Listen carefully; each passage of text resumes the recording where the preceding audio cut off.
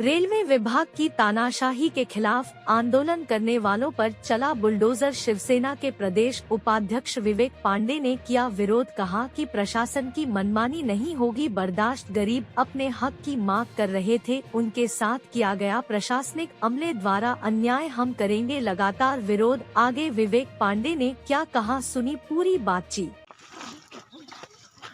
आपका घर फंसा हुआ है रेलवे में, क्या कैसी स्थिति है? ये स्थिति सर, हम यहाँ पूर्व से हैं। आज हमारी 3-4 पीढ़ी चल चुकी है और हम लोग के भूमि नहीं है। भूमि है जो चौहान के बसे थे, वो पैसा पा गए भूमि के चौहान। हम लोग 1-1 लाख रुपया 1.5 लाख रुपया पाए और उसमें कुछ नहीं हुआ। कोरोना काल लग गया, वो भी चुक गया और हम लोग जाए तो जाएँ कहाँ? आवाज़ गिर जाए तो हम अपना बाल बच्चे कहाँ लेके जाएंगे? गरीब आदमी कहाँ क्या करेंगे? शासन ने कुछ व्यवस्थाएं नहीं दी। शासन व्यवस्था कुछ नहीं दी। हमारे लोग उनके सबसे घर रेलवे में फंसा है। 1 लाख 1.5 लाख रुपया। हम लोग 2-4 साल से ये मतलब चल रहा है। कितने साल हो गए आप लोगों को यहाँ? हम लोगों को कम से कम आज 60 साल के हम हैं। 200 इसके पहले मेरा बाप रहे से, बाबा रहे से, और उसके बाद 60 साल तो हमको रहने होते। करीब 100-200 साल। 200 साल हो गए रहने। अब हम लोगों को कोई व्यवस्था नहीं किएगा। शासन को हम आदेश मतलब अर्जी लगाए, सब किए। कहते हैं कि बस तुम लोगों को घर नहीं गिरेगा जब तक ज़मीन नहीं मिलेगा। आज के आज घर मेरे लोगों को गिराई दिएगा। ठीक। ग्राम पंचायत नवरिया है, कलेक्ट्रेट के पीछे है। मुश्किल से 150-200 किलोमीटर के अंदर है। ठीक।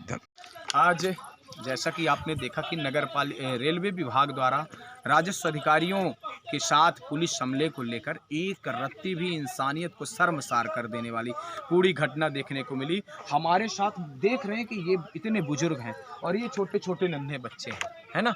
इन बच्चों के साथ ये इनके पिताजी हैं और इनकी धर्मपत्नी है, माता जी हैं। ये तो सभी परिवार के साथ मैं खड़ा हूँ। इनकी स्थिति देख लें, हम दिखा दें, थोड़ा सा दिखाएं।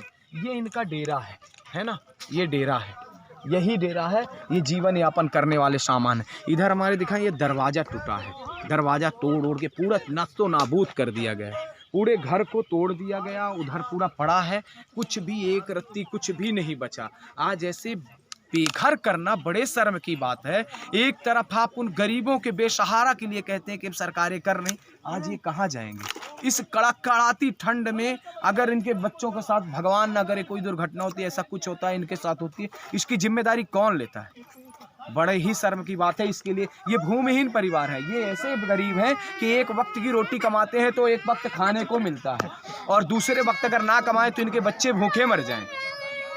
बड़े ही दुर्भाग्य का विषय है कि आज ऐसी व्यथा में हम देख पा रहे हैं कि इंसानियत नाम की चीज़ नहीं, पूरे घर को तोड़ दिया गया, मौका नहीं दिया गया। इनके पूरे घर को नस्तो नाबूद कर दिया गया, पूरे सामान दबा दिए गए, सामान तक निकालने का मौका नहीं दिया गया। ये रेलवे प्रशासन है, ये शासन का है, ये राजस्व अधिकारी हैं। हमें नहीं लगता ये क्या है क्या हिटलर शाही समझ सकते हैं आप? अधिकारी हैं या फिर अधिकारों का हनन करने वाले लोग हैं। कुछ लोगों का भी मकान नहीं गिराया गया है, उसके विषय में शिवसेना सीधी का क्या अगला कदम रहेगा? देखिए, इस विषय में मैं आपको तो बाद में ये सारी चीज़ें कहूँगा, लेकिन अभी फिलहाल जो सामने है इस पीड़ा को लेकर मैं बताऊँ कि इस मामले को लेकर शांत नहीं बैठूँगा। आगामी जिस तरीके से आज मैं स्थानीय जब मैं पहुँचा तो उस वक्त आपका घर गिर रहा था, लगा चुके थे, घर गिर चुका था आपका, ये पूरा एरिया गिर चुका था। मैंने प्रयास भी किया लेकिन उन्होंने बताया अब ये क्या कर सकते हो, एक घर तो गिर चुका था, अब दूसरे घर में जैसे भी उधर लगाने वाले थे तो उधर के लिए मैं पहुंचा तो अभी नहीं लगी है, उसको भी इन्होंने चेताया है। फिलहाल देखिए, ये बड़ी ही क्रूरता और बड़ा ही गलत है। इसके विषय में हम लड़ेंगे, आगे लड़ेंगे। इनको जब तक इनका अधिकार नहीं मिलेगा तब तक लड़ेंगे। लेकिन जिस तरीके से क्रूरता आज की गई है, यह सहनीय पीड़ा है। भगवान न करे एक दिन उन्हें भी इसका खामियाजा भुगतना पड़ेगा, जिन्होंने भी ऐसा किया। उनकी औलादों को भगवान न करे कि ऐसे दिन देखने को मिले, लेकिन ऐसे देख लें कि ऐसे नन्हे बच्चों के साथ करना बहुत ही बड़ा अपराध है। ठीक, धन्यवाद।